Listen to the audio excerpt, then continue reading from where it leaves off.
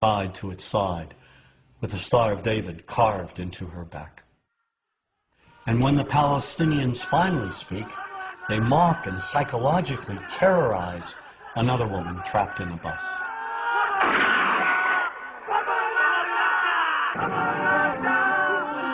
Well, if we jump forward a decade to the film Black Sunday, the Palestinian terrorist is now a woman.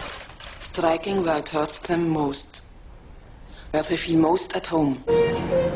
She flies the Goodyear blimp into a Miami stadium and tries to wipe out 80,000 Americans at the Super Bowl. She cold-bloodedly eliminates anyone in her path.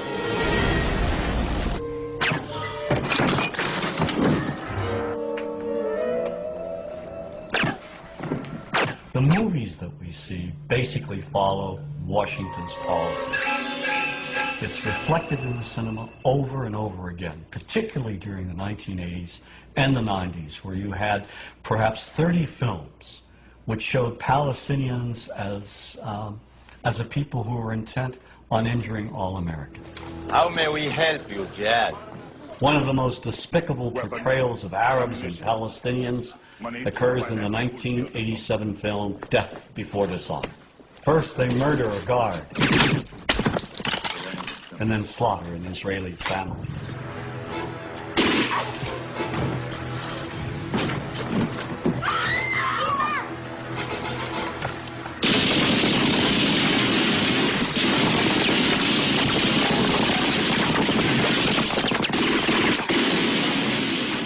They kidnap and torture an American Marine, and in cold blood execute another.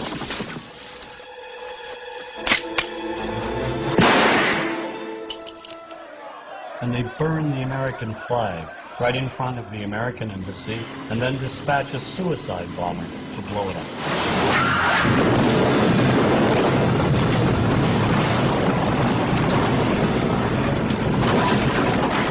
One reason we've not been allowed to empathize with any Palestinian on the silver screen is due to two Israeli producers, Menachem Golan and Yoram Globus. These two filmmakers created an American company called Canon, and they released, in a period of 20 years, at least 30 films which vilify all things Arab, particularly Palestinians.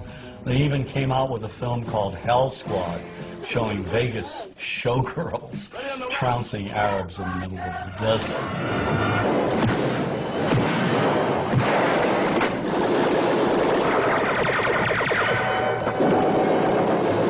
I think the most effective film they've ever done, one of the most popular and most racist, is The Delta Force. Here Palestinians hijack a plane and terrorize the passengers, especially the Jewish ones. Pick out the passport with Jewish names. There is no form of communication more powerful than film in creating propaganda, and Golan and Globus took it to another level. Certainly American producers play a role in vilifying Palestinians. I mean, perhaps the most anti-Palestinian film is True Lies. This apparently is the same group which just detonated a nuclear bomb in the Florida Keys. Crimson Jihad will rain fire on one major U.S. city each week until our demands are met. This film is shown on television almost every week, over and over again. It is part of our visual heritage. Give me the key! Come on, child! You don't want to die, do you? Give me the key, and you won't get hurt! I give you my word!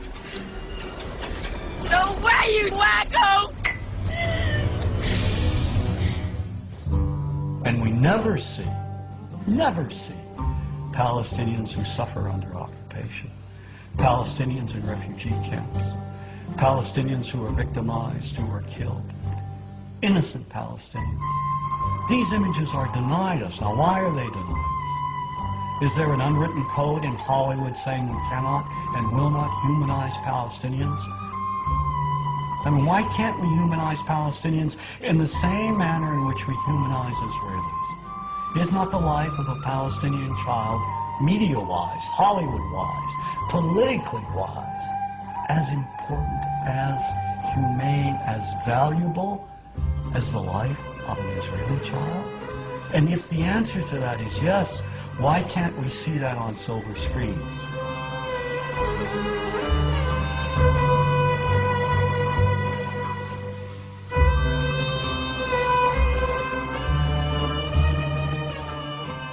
To solidify Washington's connection with Hollywood, simply look at the films produced in cooperation with the Department of Defense, showing our men and women in the armed forces killing Arabs at random. Like Iron Eagle, where a teenager goes over and bombs up an Arab country.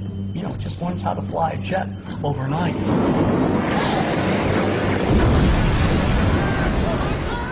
And then, of course, Navy SEALs, with Charlie Sheen goes over to Lebanon and obliterates scores of Arabs. All right, Chief. Let's go tag him and bag him. Of all the Department of Defense films, the one that will stand the test of time as being the most racist is Rules of Engagement.